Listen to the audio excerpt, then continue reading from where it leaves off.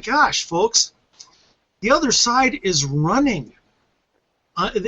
They are terrified. They are running in full retreat. They don't know what to do. They're terrified. They're falling apart. I, too, am not happy with Cromnibus, and I want to ask you guys, but I think we're overreacting, and I don't think we're seeing the fact that we are winning so big. But I do want to ask you one thing. Don't a lot of the critics of Cromnibus have a point, though, in that, look, if we don't stop this amnesty fast, the only thing to save the Democrat Party right now is amnesty. That is their only numerical chance, because they have driven so many people away from their ranks in recent years through their actions. They've driven away, the white flight is unbelievable. They're also losing in some other demographics. They've lost huge percentages of women that they had under lock and key. They're in trouble, guys. Amnesty's all they got left. Don't have a point worrying about that. I gotta. Well, here's one thing I would say. If they think that amnesty is going to work for them, I would have to say, with the way the right has been gearing up to push back, that's not a sure thing.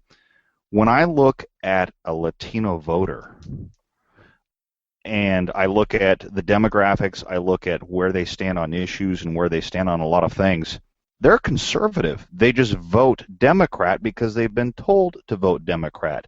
But you start putting them down on issues, they go conservative a lot. They're also very religious. And, you can't sit and have a Democratic Party boo God and then turn to the Latino and say, yeah, we support your religious views. I'm sorry, but at a national convention, you booed God. How can you, represent me? That's a huge deal. And yet, what do we say about it? Nothing. I think we should. So for me, it's not a sure thing that they have it. And if they feel that amnesty is the way to go, they may be wildly wrong and may be putting themselves in a bigger hole. That's just my opinion, though.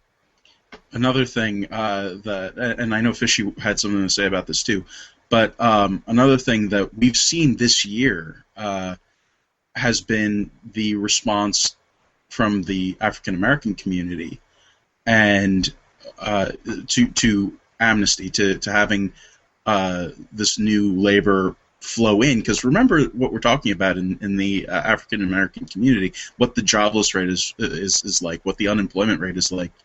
And when you're saying that you're going to have millions of cheap workers coming in, flowing freely in and competing for these jobs, I mean that are already in scarce supply.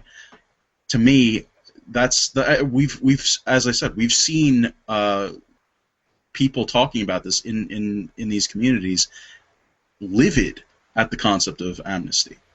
Right. When you have good times, when you have highly successful, very low unemployment, and you have people can see prosperity around each other, it plays for the left to make a case for things like amnesty out of compassion for people who want to come here for a better life. It does not play in an environment in which certain communities especially are seeing economic stagnation and retreat even of any progress they might have had, where there's a real depression settling into certain areas, certain neighborhoods. And so it's a harder sell for their coalition. I think Brass is right when he's talking about how difficult it's going to be for them to sell that. It will not stop them trying, and they will continue to try to use those stories. The conservative response needs to be focused on the people here who are still struggling, who got left behind in this quote-unquote recovery that no one really believes is happening because Texas is skewing the numbers. I'd like to say that you want to know who got left behind in this recovery? The entire nation.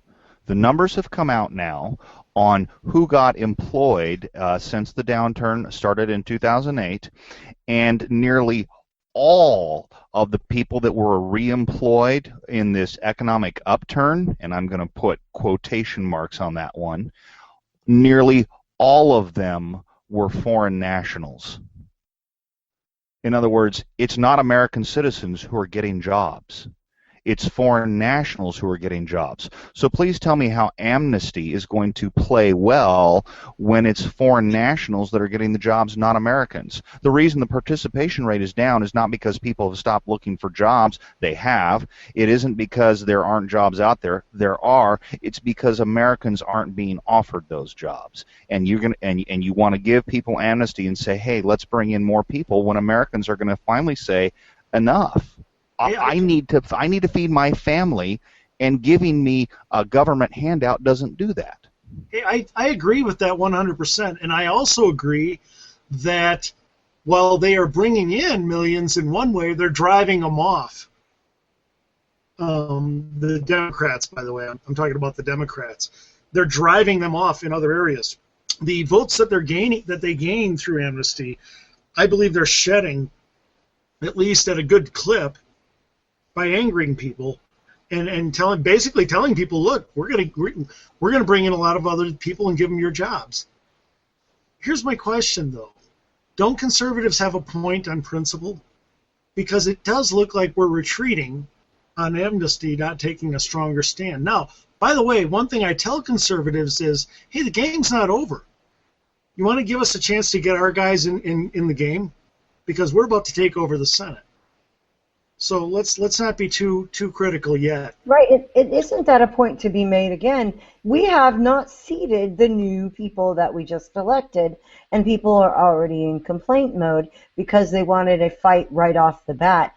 This is not an ordinary president. This is not someone that is able to meet as equals, I think, with conservatives. He's considering himself so much above, so much out of reach of their weapons, their fighting capability. I think the man doesn't have really a realistic grasp of what's about to happen. And I'm perfectly happy to let him overplay his hand a little bit and let our guys set things up for next year. We talked about it last week, how we hoped and wished that they had been better communicators out of Congress, out of the Senate particularly, on how to make that whole cromnibus make sense.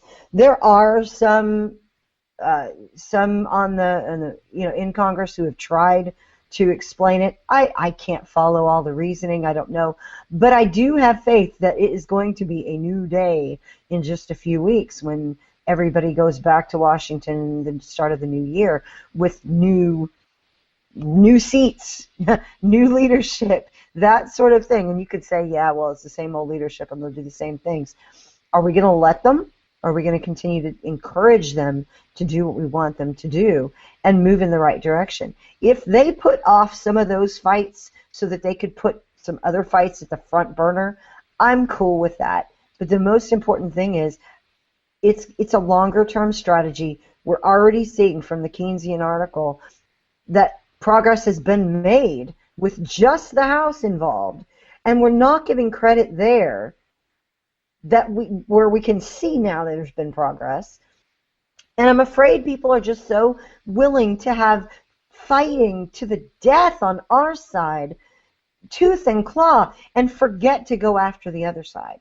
That's what bothers me. Well, and I think you just automatically used a word, and it's a word choice that was a very good one. You said encourage our congressional leaders, and that's a key word for us to use automatically. We need to be focused on encouraging them to do the right thing, much more so than yelling about them when they do the wrong thing.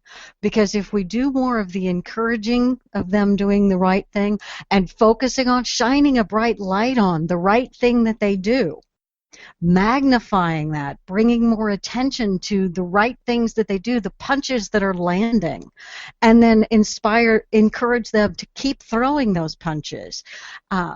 Because we have done some good things and we got some good stuff out of it, and more good stuff is going to happen. But we also have the reality, as you said, Obama is a president like no other, and he knows that he doesn't have Congress on his side, and so for the next 2 years, he is going to be doing everything outside of Congress. So in a way, it makes sense for Boehner and McConnell to try to make friends of the Democrats there in Congress, because what we really need is a Supreme Court and a legislature to exert their power against the executive branch. We need the two branches to work together with each other, in themselves and with the other branch against this overarching executive branch. And so maybe it makes sense, even though I don't really want Boehner and Pelosi to be friends. I don't really want McConnell and Reid to be friends and work together on stuff, because generally I figure we lose in that circumstance. But if they're working together to make sure that Congress retains some manner of power in this nation and that we don't completely fall to a dictatorship over the next 2 years, I'm kind of in favor of that. I got to step in here too and bring this up, because this is just exactly where it's probably going. From the chat room, Titan in the chat room, he says, I've already set my egg timer for people in the base calling Joni Ernst a sellout to the establishment. You tell me, anybody Sure. think that that's not a possibility that's going to happen in record time because of this sort of thing? They wanted to primary Trey Gowdy last week. And you know what? I think we just ignore that crap. Starve it of any attention, because it's ridiculous. Well, Or maybe sadly, we give them the response that we give bullies. Are you kidding me? Sadly, the people who are putting those kind of messages out tend to have quite a few more views and clicks and... Red State. Yeah, I didn't say it. I did not say it. You said it. Red State. Red State, yeah. Those guys have a bigger audience and a louder megaphone. And, bringing it home here, this is why we encourage everybody who does appreciate what we do on the Refinery, where we try to do things a little differently. We try not to just talk about the outrage of the day, but what are we going to do about what we're doing or what we're facing here, that people who can help us spread this show, the segments that we cut out on YouTube, or the bits that we share, the pieces that go with it sometimes when we write in our various sites. If you can share that and get that out there, maybe some of that will be countered and balanced a little bit by more of our discussions that we have here going out.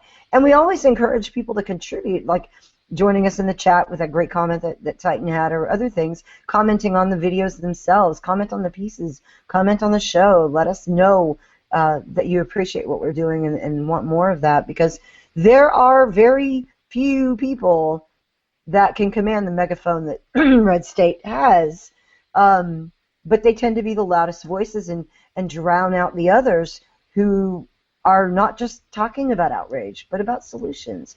I just have to use that opportunity to encourage people, help us get the word out there and have a different conversation than just, rawr, they all must go.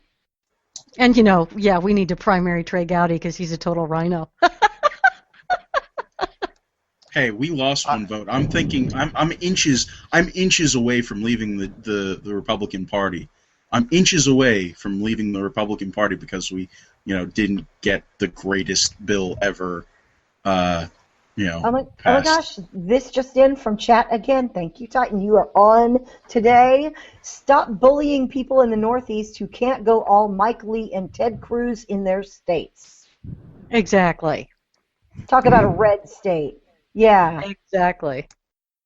Chris Christie is I'm so happy about Chris Christie being my governor for a reason. He's not the most conservative of conservatives. He never will be, but oh my God, he's so much better than Barbara Buono or John Corzine. Come on, guys. Oh my gosh, yes. If you aren't in a blue state, then please don't judge. And let's cycle back to what many of us loved about Chris Christie when we were first discovering him, and that was the fact that he had the self-confidence to face up to the bullies and to stand there and make his point. He knew that his point was right.